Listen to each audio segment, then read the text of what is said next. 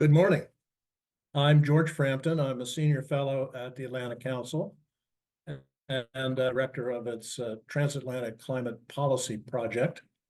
I want to welcome you all on behalf of the Council's Global Energy Center and its GeoEconomics Center. Together, with the help of E3G, we're co-sponsoring this discussion, which we've called Guarantees for Climate Finance in the World Bank Group. I'll try to be as brief as I can to kick this off.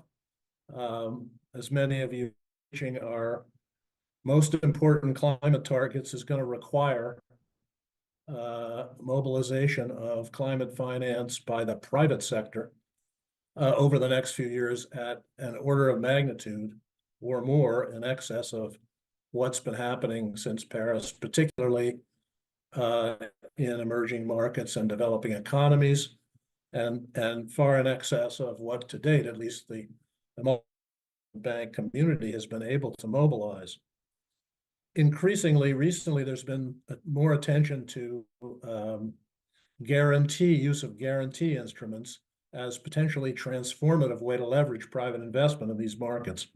Last week, the World Bank announced a major step in this direction, an initiative to triple its guarantee offers by 2030, centralize and streamline guarantees to try to attract more major global investors.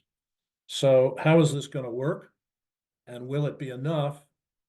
To discuss this initiative, we have three very knowledgeable presenters today. First, Junaid Ahmad, who is Vice President for Operations at MIGA, the Multilateral Investment Guarantee Authority, and part of the World Bank Group, which already makes guarantees largely to back domestic government guarantees, and could be the venue for the new central location of the World Bank Guarantee Authority. Second, Claire Healy, Senior Associate at E3G, co-author of a recent paper on World Bank reform, Priorities for the World Bank Evolution Roadmap, Volume 2. She's been, has E3G been active in this space for years. And third, Ken Berlin, a senior fellow at the Global Energy Center, who is director of a program about financing and achieving cost-competitive solutions in low-carbon energy. And he's going to talk about a proposal that's been advanced for a much larger and more transformative new guarantee facility originated by Ian Callahan in London, together with some of us at the Atlantic Council. And we're delighted to have as a moderator today, Akshad Rathi, a senior reporter for climate at Bloomberg News, based in London, whose latest book is Climate Capitalism, which I think is actually coming out in the US this week. And he'll be joining us in a minute. So those who register on Zoom, you can put questions in through the askac.org, askac.org function, which you see at the bottom of your screen. Those watching on YouTube cannot. People today can access live on YouTube, and this program will be taped and will be available on the channel following the program. We are live and on the record for the program. So, Junaid, could you please start out and tell us a little bit about last week's announcement? And thank you for being with us today. Thank you very much. Good morning and Ramadan Kareem to all of you. Hope the blessings of this month is shared globally with all of you.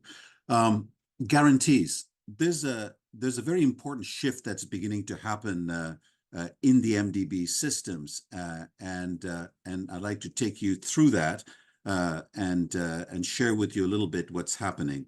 First, traditionally, we've been a lending institution mostly. And we've been a lending institution because the assumption was there was development finance on one side and there was corporate private finance on the other side, and the two shall remain separate. Over time, clearly, global capital markets have evolved. They are the center of access to finance. And development finance per se has fallen in terms of quantity given the needs. And today what is recognized is that these worlds of development finance and corporate finance are not separate, that it's really an issue of how you engage capital markets depending on risks. If you can manage the risks, if you can de-risk, you can bring in capital markets into development. And that's really the focus now of a lot of the MDB movements, going from lending institutions to becoming leveraging institutions. How do we become leveraging institutions? And guarantee is an instrument that's extremely important in leveraging capital markets for development. So what do we mean by de-risking private finance? Basically, what one is trying to do is provide some kind of certainty around policy, regulation, and contracts. If you can create certainty around these items, then the assumption is that private finance will follow. There's also political risk insurance, which means against war and civil disturbance, also in terms of exchange rate issues. If there are issues that arise when countries begin to provide difficulties in converting the exchange or transfer resources. This whole story of political risk insurance, in addition to contract certainty, regulation certainty, as well as policy certainty, if one can create an instrument that offers this kind of de-risking, then the assumption is private capital can be brought in at scale to deal with the multiple crises of development that we see, whether it's climate, fragility, pandemics, and so on, in addition to the traditional story of development.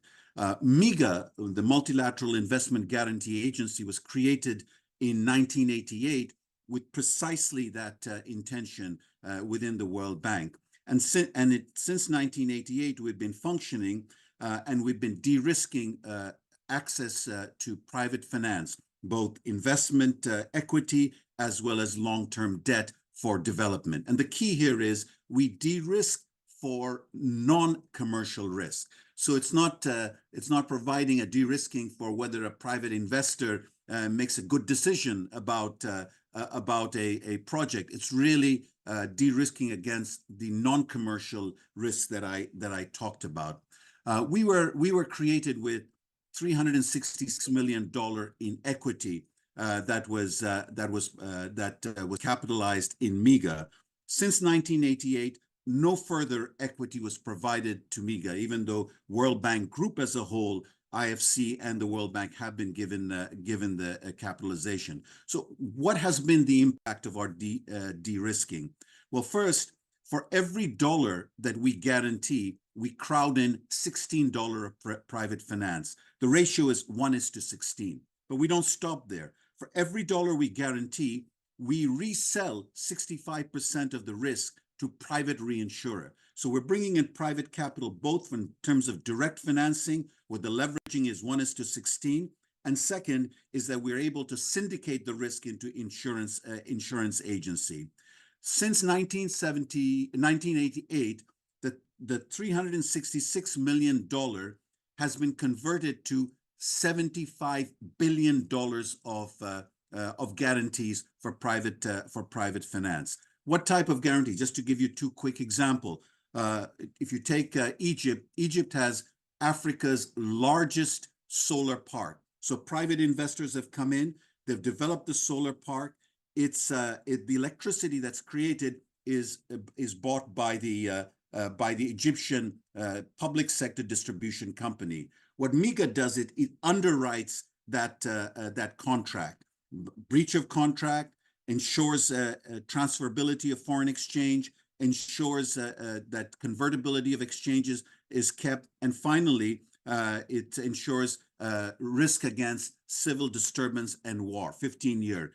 The very few insurance agencies that can provide that kind of long-term de-risking, as a result of which the bond pricing of the private company, raising of the funds, were 6 notches better than sovereign rating of Egypt, right? That's the impact of the de-risking.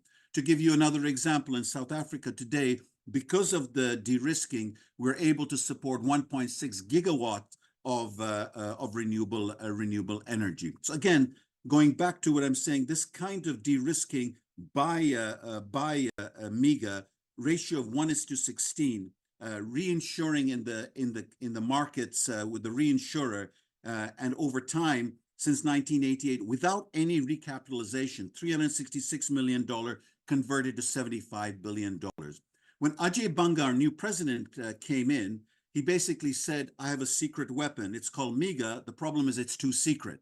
And he looked at the guarantee instrument, and for all the reasons I've said, well, look, we've got to leverage the capital markets into development, proceeds to say, how can we strengthen this? And as a result of his internal shifts, he has said that we are today too fragmented in terms of the way we present our guarantees. IFC has a set of guarantee instruments. The World Bank itself has a set of guarantee instruments, and then there is MIGA. So the idea has been to bring all the guarantee instruments under MIGA as one-stop shop to ensure that the fragmentation is taken off, made more efficient in terms of the delivery of the guarantees worldwide. So now we're going to be able to use different guarantee instruments along with MIGA instruments. And what Ajay Banga has said is to go from what currently is about $6.5 billion annually that we're doing in guarantees in MIGA. And perhaps if you take World Bank as a group, somewhere around 8 or 9 billion a year, he wants by 2030, at the very least, to begin to leverage $20 billion of guarantee per year. So today, by bringing all the guarantee programs inside MIGA, it is becoming the world's largest guarantee agency. Let me conclude by saying that guarantees are not going to be a panacea. Guarantees are going to be a very important instrument, but what is the difference between lending and guaranteeing? What lending does is it builds the capacity of the state, its state capability through lending. Once an institution within the state has reached a certain level of credit worthiness, if you will, we can then take it to the market for further access to resources. You can't use guarantee when the house is burning. You can't use guarantee when there are no institutions to actually guarantee. It's extremely important that be understood. Second is everyone seems to feel that they can come up with an instrument and create a guarantee instrument. Let me assure you, it's taken us 35 years to reach the type of capacity to be able to do guarantees. And we have relationships with 40 reinsurers. If a world is suddenly going to be divided by multiple guarantee institutions, where will that capacity come from? And does it fragment the market that we're trying to bring into development? That too has to be taken into account. And finally, just as in lending, you have found bilateral agencies, other multilateral agencies have not cooperated to create a lending ecosystem. The guarantee ecosystem in development, if it gets fragmented, we will be fighting each other on pricing and not be able to deliver the power of the guarantee instrument. So we're at an inflection point, and that inflection point is, how do you take MDBs from going from just being a lending institution to becoming a leveraging institution? And in that inflection point, there really needs to be an understanding of how to leverage capital markets with the right set of instruments. And Ajay Banga has made this step to say that the World Bank guarantee system, the World Bank Group guarantee system, must now lift its game and by 2030 begin to deliver at least $20 billion a year in protecting private finance to go into supporting public good. That's a very quick snapshot. I think it's over to Claire right now. That's very useful, very informative. Thank you. Claire, over to you. Thank you, George, and thank you, Janae. Thank you for hosting this event to have just some space to think about guarantees in particular as a tool. I'm Claire. I work at E3G as a senior associate, and as George said, we've been thinking a lot about particularly the World Bank, one World Bank, including MIGA, and how we use these institutions, just how we grow these institutions and how we use these institutions more effectively, given the level of need, right? So I think, first of all, the focus on volume and the need for more volume, right? It's not just a quantity issue. Obviously, we've got to think about quality. But if we can look at the level of volume for the moment, we need more. We need more World Bank. We need more MIGA. We need higher and greater use of these tools. I think the level of need, just in terms of development, traditional development, and the level of crisis at the moment, given the level of fiscal stress, the context in which we're in, and of course the global challenges that we face, including climate. I think the focus of this is the use of guarantees with respect to climate finance. So we don't have to spend a lot of time thinking about the level of need. I think that's been well documented, and finally has become to be understood. And it's great news, I think, that we're at a point where we're looking at how we use all these institutions and all these instruments to sort of get the numbers and get closer to the level of need. And of course, it has to be public and private.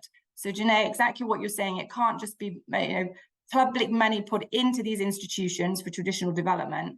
Given the level of need and crisis that we've been through and challenges we face, we have to be very innovative and resolute in looking at how we get the levels of volume, right? So just to focus on guarantees for now, right? So Janae, and I think Ken is going to speak more about MEGA, right, as an instrument offering political risk insurance, right? That's one particular type of guarantee where we're using and leveraging very well public finance, scarce public finance, to maximize bring in private finance.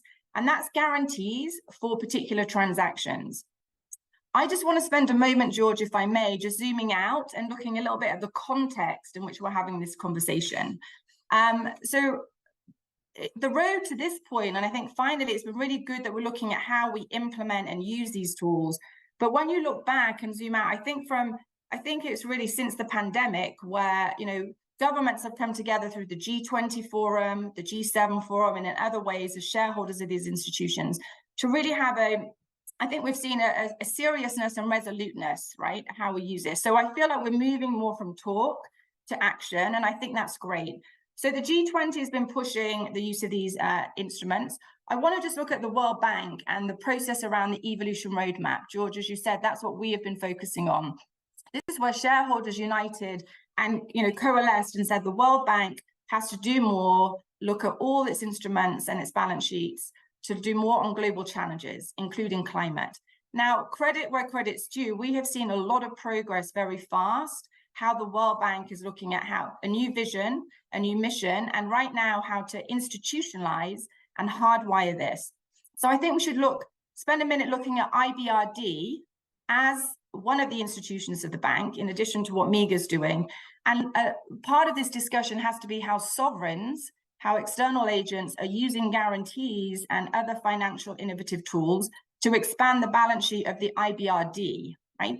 So listeners may already have heard of this new portfolio guarantee platform, as well as the use of hybrid capital. And I just want to get some clarity about what we're talking about there vis-a-vis these other guarantees for transactions.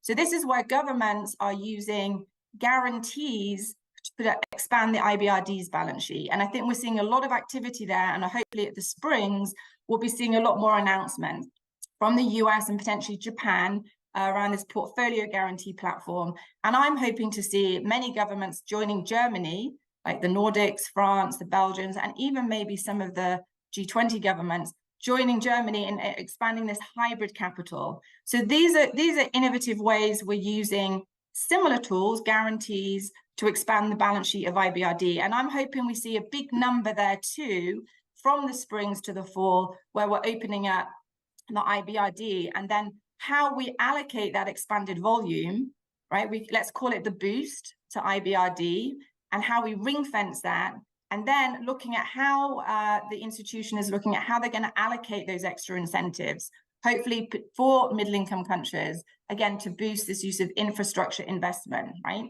So that's one piece of this larger conversation about guarantees. But with respect to MEGA, and we'll pass on to Ken now in a moment, I think when we did our research for our evolution roadmap, the paper George referred to, we talk about the progress we want to see this year, to institutionalize and hardwire this intent and how we turn it into impact, getting money out the door, getting more money out the door.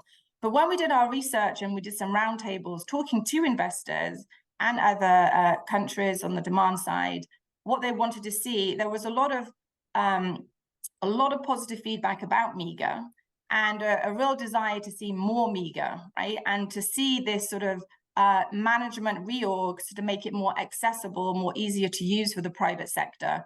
And so we were really pleased to see the announcement in Brazil last week from the president of the bank, how they are going to actually do this sort of interface to make MEGA, the instruments that MEGA offers to sort of underwrite political risk for transactions, a lot easier to access. And I know Ken is going to talk more about how we do that.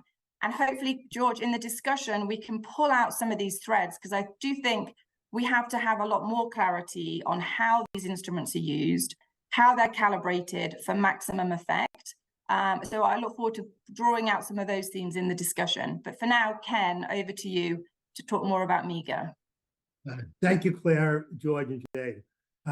What I'd like to do is go back a step and talk a little bit more about the scale of investments needed in emerging markets and developing economies in order to achieve the climate goals the world has set for itself. The latest numbers we've seen is that about $260 billion a year was being invested in this transition in emerging markets and developing economies. The IEA estimates that $2 trillion a year is needed by 2030. That's a gap of over $1.7 trillion a year. Now, obviously, the governments can't do that on their own. They do need a massive amounts of new private sector investment. The World Bank proposal is a terrific proposal to work on this. It will enable, if implemented, the World Bank to maintain a leading role in this, to continue to be a catalytic agency in developing these investment programs. It will enable it to work on very, very hard issues. And it's a very substantial amount of money that they're talking about putting in. But alone, it's not enough. More is needed. There's more guarantee facilities needed. There's more other, as Claire said, approaches needed to solve this problem. So we've, at the Atlantic Council, working with Ian Callahan, as George said, have developed a proposal that really is an additional idea to the work being done by the World Bank, and maybe, as I'll say in a minute, something the World Bank can incorporate in the work that they're doing. First, to really talk about additional scale, we are proposing that a facility be set up that guarantees about $500 billion in investments over a 10-year period, about $50 billion a year. It would start off at a much lower level, let's say $5 billion in the first year. Now, $500 billion seems like a gigantic number, but as Junaid said, this is all leverage money. If you assume a loss rate of 10%, which is greater than the amount of investments MEGA is getting now, and the amount of leverage it has, but if you assume a loss rate of about 10%, you need to guarantee $50 billion a year, you need to put up about $5 billion a year. We think that that money should come from, our goal is to try and get about 10 countries a year to contribute money to this fund. Money could also come from sovereign wealth funds, that come from large foundations, but essentially you would need about 10 investors to put in $500 million a year. That's a very large number, but we think that's a doable number. It's not a number that's impossible, particularly, couldn't do it this year, but as time goes on, as support for climate change increases, as we get through these elections, we think that's a reasonable number. So 500 billion we think is a reasonable number to work with. Now, how do we get private investors to put up that additional $50 billion a year, $500 billion over 10 years? We are proposing to set up a facility that's extremely friendly to the investors. It would pre-certify investors, large institutional investors, as being subject to guarantees. So we'd look at an investor. It would come up with a series of standards that the investor has to meet in its program. It would have the standards it has to meet in doing due diligence, in ESG, and in other matters. Once those standards are met, the institutional investor would be certified to achieve the guarantee we're talking about. The institutional investor would then basically do all the work. It would find the projects. It would deal with governments to the extent it's got to deal with governments. It would implement the standards that we're talking about. It would do the due diligence. there would not be a second round of due diligence done by the entity we've come up, the Emerging Market Climate Investment Compact, EMSIC. That makes it, we think, a very user-friendly facility for private investors to use. Would enable them to invest as they normally do in their regular business activities. It would not be bureaucratic, and it would protect them against the risks in the way that Junaid said you have to do to get these investments to take place. The EMSIC would then spot check and on a pretty comprehensive basis the investments being made by the institutional investors, and if they're not following standards, they would be dropped from the program. The EMSIC would cover a comprehensive set of risks. Its goal would be to cover enough risk to make the investment that the institutional investor wants to do investment worthy in the ideas of that institutional investor's investment committee, whether it's investment grade or BBB or whatever the investment committee of that institutional investor thinks necessary to make the investors. It would enable the cut in interest rates that are charged on the project, and the way Junaid said. Now, where would we put this? For example, we think it would be great, and we haven't really spoke yet to Junaid and the World Bank, but we've spoken to a lot of other people getting ready to do that. We, for example, think it might be appropriate to put it in the World Bank Group, put it under MEGA. It would just have to be, we would recommend that it needs the structure we're talking about to get that additional investment into there.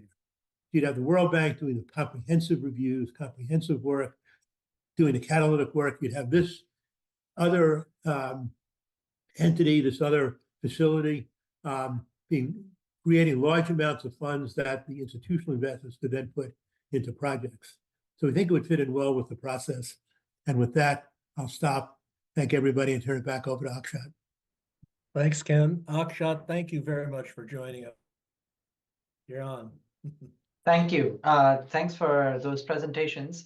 Before we get into Q&A, I wanted to bring in a couple of interventions. First from Sam Sherbin, who's the Capital Mobilization Policy Lead for GFANZ. GFANZ has been working with the World Bank and the Investment Lab. And I wanted to ask if, Sam, do you know how that work is going to develop over the next few months, and what do you hope to see the lab do on guarantees in the future? Thank you, Akshat, and thank you all for inviting us to contribute. As many of you will know, GFANZ as co-chair, Mark Carney co-chairs the World Bank's Private Sector Investment Lab together with Shriti Vadera of the Prudential. And that lab is working with 15 private sector financial institution and real economy CEOs to support Ajay Banga and the World Bank Group leadership to really build the bank that they want to build and understand the barriers to private capital mobilization in emerging markets. I think Ken summed it up well when he was talking about the $1.7 billion per year investment gap for climate in emerging markets. If you look at some of the same reports, the statistic within that really jumps out to me is that international private finance has got to scale from around $100 billion per year up to $600 billion per year by 2030. And therefore, exactly as Junaid said, the question is how the MDB system is able to move from being not just lending organizations, but being leveraging organizations and really creating the conditions for the private sector to step in. So we know that on guarantees, and with thanks to Junaid, the MEGA team and the wider World Bank Group teams, we're seeing extraordinary progress from the World Bank Group. Let me just maybe give a couple of topics that the lab is also working on, where I think this work on guarantees will be foundational in terms of some of the broader systemic product and process changes that we hope to see in future. The first is foreign exchange risk. In a similar way to how guarantees help to better allocate risk between actors in the financial system in order to allow more private investment into emerging markets, we think that expanded risk hedging facilities from the MDBs, as well as additional local currency lending, will be really key to bringing in private capital. We also hope that there'll be work in the future, and we know that under the World Bank Group's evolution roadmap, this is set out on how to securitize assets that are originated by the World Bank Group so that they can recycle the limited new shareholder capital that comes in and do much more with it. But I think on both those topics, this work on guarantees will be particularly important to set the pace. And let me just give two hopes that I have for the World Bank Group guarantee platform. The first is when we talk to members of the private sector investment lab, what they tell us first and foremost is time kills deals, and having a product menu that is complex or not easy to understand ex ante can be really challenging for them when they're trying to bring in the appropriate suite of risk mitigation for a transaction. And so I know that the World Bank Group teams, as they're working through the detail of how this platform will be implemented in practice, are starting to think about how they can provide that clarity, provide a menu of products up front, and work to reduce processing times for transactions. The second is, and I think this platform will create the pool of expertise in the World Bank Group to do this, is how do you work together across the different institutions in the World Bank Group to develop innovative new products and tools?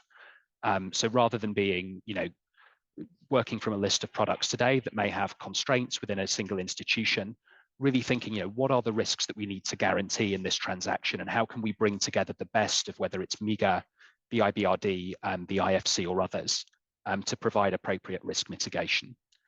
And finally, I'll just offer one final quick point, and I think it's important for us all to remember that the World Bank Group is just one of a number of MDBs and DFIs in this system. Ajay Banga and World Bank Group leadership have taken a really positive step forward with the creation of the guarantee platform, and I hope that what this does is really set a model for other MDBs and DFIs to follow into, to figure out how they can mobilize private capital at even greater scale in the future. Thanks, Sam. Now, I just want to remind the audience that they can put in a question that I can present to the panel, and you have to use the platform to be able to do it. Till then, we have one question that's come in, but please send through more.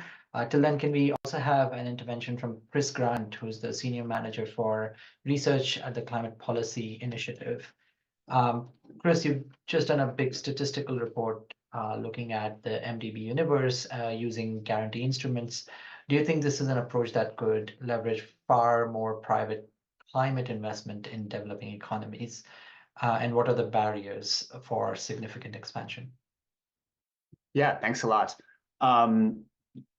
Short answer is yes, I do. I think that, and that's why this discussion we're having this morning is so promising, as well as, of course, the announcements that the World Bank has recently made about guarantees. So yes, last month, Climate Policy Initiative undertook a scoping analysis really to develop a kind of baseline understanding of the global landscape of cross-border guarantees. We looked at 50 different guarantee instruments across more than MDBs actually, but including bilateral DFIs, export credit agencies, and some specialized institutions. There's a lot in there, and I won't kind of go into a lot of detail, but maybe just like kind of three takeaways that are particularly relevant for this discussion. One, it relates to the kind of geographical focus of existing guarantee instruments. Unsurprisingly, most of these are focused on middle-income countries, which sort of, on the one hand, makes sense if the goal is to mobilize private capital. On the other hand, lower income countries definitely have their own energy transitions they need to finance. So perhaps there's an opportunity for some kind of specialized guarantee instruments or programs, maybe with more concessional funding that are focused directly on low income countries. A second point is that just these instruments and programs need to be expanded. We need to have more kind of capital available to fund the guarantee programs. And CPI did some work related to this as well. And kind of similar to the Atlantic Council's proposal, we also came up with this idea of capitalizing the guarantee fund using paid-in capital for expected losses, but then having callable capital available for unexpected losses. And we think that this is a sort of good way to effectively and affordably mobilize capital for guarantee programs. The final point I'd make, and Sam made a similar point, is that I think we should kind of think beyond just guarantees to other ways of using public or concessional funds to leverage private investments. It does make sense for guarantee programs to lead the way in this, but I think things like securitization structures where maybe there is public or concessional capital that can, buy the equity tranche or other types of like first loss tranches might work in certain situations more, more effectively. So the point here is I think we just need to think about developing a suite of blended finance type instruments and structures that can, fit many different use cases around the world as we're looking at the energy transition globally. Thank you. Thank you. I'll take an audience question before I jump to some of the questions I have myself. There's a question from Senji Sering, and he says, IMF supports Pakistan's financial needs and is one of the leading nations that's been affected by climate change. The region that's currently facing floods, the Gilgit-Baltistan region, has seen floods, landslides, avalanches. What guarantees did Pakistan provide to IMF for the investment in deforestation and pollution control to seek the loan that it got? That'd be something that one of the panelists can take on. Well, I will say something about it. We're looking at this question as to how we and can we provide guarantees to nature-based solutions, forestry projects and projects like that. We haven't really finished our analysis yet, but we'd like to be able to provide it to those type of projects, and we're working to do it. We think it's extremely important. All right. A question for Junaid. Now, as part of the new lab at the World Bank, what have your conversations with CEOs been like? Does this make them want to invest at the sort of scale needed in emerging markets? Akshat, the private sector lab has been an incredible group in terms of engaging with the World Bank and providing the type of issues and lessons they're picking up from the private sector side and influencing the way the bank needs to move. So at that level, absolutely. Then at the project level, huge demand for MIGA to actually provide the de-risking tools so that private sector can come in different settings. I mean, it's very important to recognize that MIGA has actually provided 30% of its guarantees in sub-Saharan Africa. And we're able to do it in sub-Saharan Africa. It's because we have IDA private sector window to take first loss, and we can come in with a second loss. As a result of that, in today's Ethiopia, we've provided guarantees of to $1 billion equity in Ethiopia's first private sector telecom company.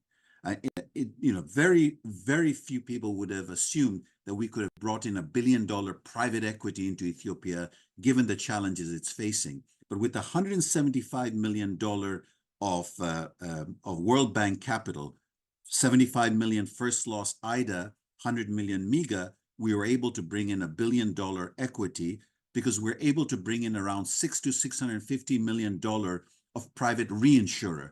It's the arrangement of that guarantee that makes a difference. Let me also add that a lot of our colleagues are talking about creating standardized approaches so we can increase the volume. And I think that this is where we have to understand that standardization, like the housing market in the United States and a development project in a developing country, are two vastly different issues. I'll give you an example. We have just finished a MIGA guarantee in India. It's the first MIGA guarantee in 35 years in India. And what it's done is India has taken its giant freight corridor into the global markets using MIGA. But it took 6 years of government funding and World Bank lending to build the institution called DFCCIL that could go to the market. And that's why I say that it's extremely important to understand the relationship between lending and guaranteeing and developing the institutions that can then be given the credit enhancement or the political risk insurance in order to go to the market. Standardization in development context is a very different game. And how we can improve that is a challenge for us in moving from lending to becoming leveraging. So I have a follow-up for Ken, Ted, to your answer. But before I go there, if that is the case, if standardization is a difficult or a different beast, how do you propose to cut the time period needed to get deals done to 1/3 or 1/4 from the current average? Akshat, this is where we want to go into portfolio guarantee. So DFCCIL taken to the market, but if there are 3 or 4 other DFCCIL type of state-owned enterprises that have gone past the greenfield risk, can we pool them and take them to the market? I think that is one way of scaling up the story. But I have to tell you, anyone who has worked inside development knows that the type of requirement we have on environment, social, fiduciary, procurement that has been put on development lending, you cannot do the type of standardization that we are thinking in terms of private sector. These, by the way, have been put on the table by our shareholders, and mostly G7 shareholders, the very shareholders who are asking us to scale up the delivery. There are some trade-offs here that have to be managed. If you want speed and volume, then standardization has to take into account how much do we depend on countries to do their own due diligence, and how much do you bring in due diligence project by project from the outside. It's a very important policy choice that we have to make. And Ajay Banga has actually started the discussion, can we improve the standardization process across the World Bank Group? That IFC, MIGA, IBRD, IDA should have a common platform of how we look at climate, social, environment. This is a very important part of the change that Ajay Banga has triggered. Again, I suppose in that vein, portfolio guarantees are part of your proposal. They're sort of central to how you want to speed things up, scale it up. What's your reaction to Junaid's answer? I think that the approach we're suggesting on standardization is we would provide standardization of requirements to an institutional investor. So we would upfront negotiate with the investor what we think the minimum standards are the investor needs to apply to a project. The investor would then go out and do a project. It would then have to negotiate that and do whatever else it needs to do with the country it's dealing with. But from the standpoint of receiving the guarantee, we would do an upfront standardization by investor. And that would enable the investor, we think, to go forward very efficiently and then take the next steps of actually working on a specific project and figuring out what it has to do on that project. Got it. Claire, you have something to add as well? I just wanted to add how I think it's credible, it's creditable that the bank under Banga's leadership and all the staff there are sort of pulling out all the stops, I feel at the moment, right? They're trying to build this plane while trying to fly it, right? As Sam said, time kills deals. Time is also ticking with respect to the climate crisis. So we can't let the perfect, I think, be the enemy of the good. So I, for one, welcome the focus on speed and scale. We've already talked about these tools, guarantees have been underused. And given the amount of leverage and the financial efficiency around them, I think it's good that we're looking at how to use them even more. The levels of leverage, as Junaid said, is pretty impressive. So we've got to get more of these tools in the hands of these institutions. I just wanted to say, they do provide a big bang for the buck. We do have to be mindful, though. These are scarce. Public resource is scarce. So I do think when we use these tools, we have to be very clear, crystal clear, the public benefit that we're getting from the use of these tools, right? These are public interest organizations. So I think we've got to figure out where that line is and be very clear about that public benefit. The last thing I'd like to say is on this portfolio approach, right? We know we have to move from project by project, transaction by transaction. So again, all of this innovation, I think, is looking at turning good intent. Hopefully, we're looking at how to implement that for more impact. And the use of looking at the whole spectrum. So at the front end, we're getting more work, more technical assistance, more building up the analytical framework. So we get investment plans. So it's very clear then, it's easier, let's say, to have a portfolio of projects. The pipeline, is the input. We package them up in ways that's easier to get finance. We're talking billions, not a few millions. And then we take it into, I know there's a lot of interest into a platform approach, where we're bringing to bear all of the capital stack. We're not looking at these instruments, let's say, in isolation. We're looking at, here's a package of projects, a portfolio of projects. We need to apply all of these tools in ways that we just get much better leverage, and we calibrate them to maximum effect. So I think all of these things are live conversations going on, how we do all of this in concert for maximum effect. So I welcome that and look forward to more of that this next year. So we get in, we've got to look at getting money out the door to building these infrastructure projects so we can cut emissions and get these other benefit gains. Thanks. Another question for Ken, which is, doesn't pre-selecting major investments for this portfolio guarantee approach and then promising them broad guarantee coverage involve a moral risk that the diligence on the deals won't get done to the satisfaction of the bank or the guarantee facility? Yes, I mean, that is one issue we're still looking at, and trying to figure out the right approach to reduce that moral risk on a project, whether it's, not providing 100% guarantees, having them some skin in the game. We're trying to really figure out the way to deal with that moral risk on a transaction. It is a hard issue, and we don't have a complete solution to it yet, but we think we'll be able to figure out an approach that enables that to take place. And we'll be dealing with large institutions that have their own reasons why they don't want to have a lot of projects fail and that kind of thing. I mean, it could affect their credibility too, but we would not rely on that exclusively. So we will also try and figure out a way to deal with that moral risk on this, either in our lending or somewhere in the capital stack. And another question for Junaid. How will the one-stop shop approach of using a single counterparty and thus avoiding having the World Bank institutions acquire portions of the same wrap guarantee from each other, if not from your perspective at MIGA, how would you streamline that process?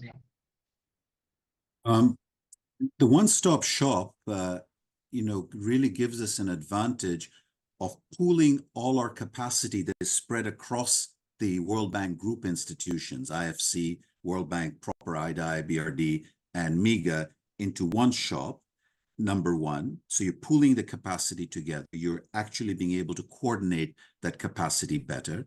And second, that each of these institutions has a different aspect of the guarantee instrument. So you can actually now complement one with the other. So the World Bank has partial risk guarantee that could act as a first loss, and MIGA's political risk insurance can come in as second loss, or MIGA's credit enhancement can come in alongside a PRG. It's this coordination that actually enables us to have a far more efficient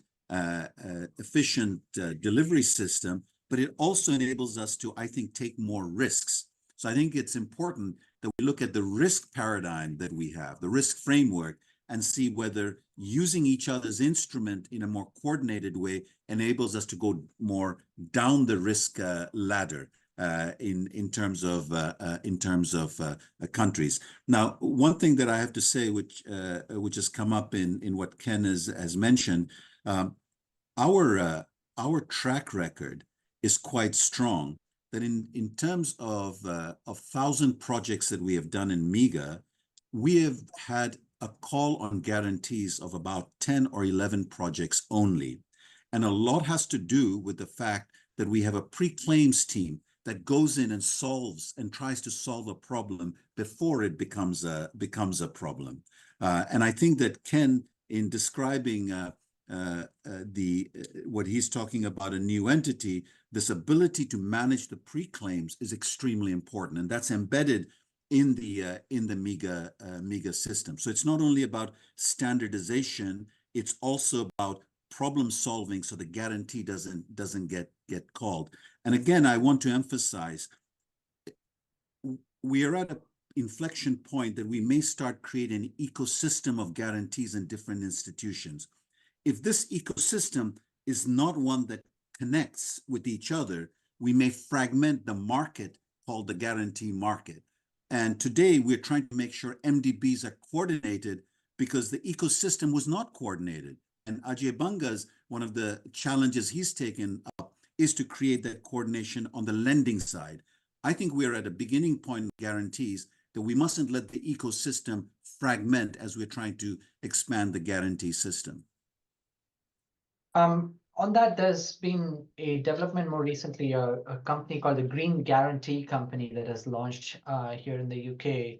And their guarantee is very simple. It's a payment guarantee. So investors who raise money on bonds for, say, an Indian renewable company can ensure that with the Green Guarantee Company, that money will be secure in the payment risk. So they take all the kind of sovereign risk that is there.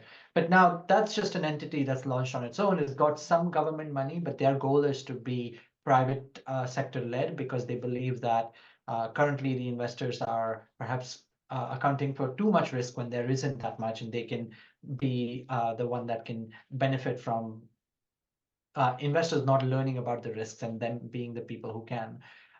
Do you see that? I mean, given that eventually it will become private sector, do you think that's actually causing this sort of like expansion in guarantees be going in different direction rather than the kind of view you would like for guarantees to be?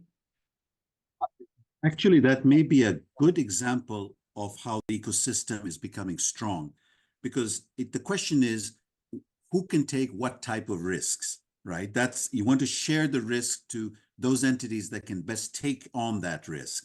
So we in MIGA provide guarantees in conflict areas, in fragile areas. Pure private sector may not come in. And so that's the way we want to create complementarity. MIGA has a trust fund which it uses as a first loss, reducing the risk in fragile and conflict areas. We also have a trust fund that we were using to support Gaza and West Bank. But there in Gaza and West Bank, we were supporting local entrepreneurs. And because ours is cross-border guarantee. In the case of Gaza and West Bank, it became clear that there were a lot of local money that is available and wanted the type of risk guarantee. And so one created a trust fund. Similarly, in Ukraine, we have a trust fund which enables us to provide guarantees for private money going into Ukraine. And in fact, we're able to do guarantees there. So here is an example of MIGA and the MDB system in collaboration with several of the bilaterals are able to take a part of the risk that private entities will not. So the Green Guarantee Company you're talking about may have found a niche that they will be able to do very well. And that's a niche that we would open up for them, and maybe even in a complementary way. So it's a question of how that risk gets taken up by those who can actually deliver a market product. Right. Now, we can continue talking about this for a long time. These are very meaty technical things, but also absolutely crucial for making climate solutions work. In my book, Climate Capitalism, that's coming out in the US this week, I talk about solutions working at scale around the world for all kinds of things, not just technologies, but also policy and finance. One that I did not have because it's not working quite at scale yet is how to move trillions of dollars of investor money from developed countries into developing countries. So I think the work that you guys are doing is going to be vital for hopefully that story to become a solution story. With that, I'll hand it over to George for final remarks, and thank you everybody for your time. Well, Akshat, thank you very much, and want to thank our 5 presenters and interveners. That was a very rich discussion, and thank my colleagues at the Atlantic Council who helped organize this, particularly Maya Sparkman, Lizzie Bowen, Rebecca McCombnance, Lucero Flores, Greg Lusak, and Frank Willie. And also thank the audience.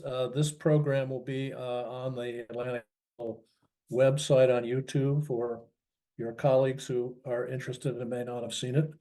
Also on the website is a note describing the Emerging Market Climate Investment Compact, MSIC, that Ken described, which is features one-stop shopping, portfolio guarantees, and pre-selection of investors, three somewhat innovative aspects. And so I hope this has been useful, and hope everyone who participated and is listening has a great day. Thank you very much.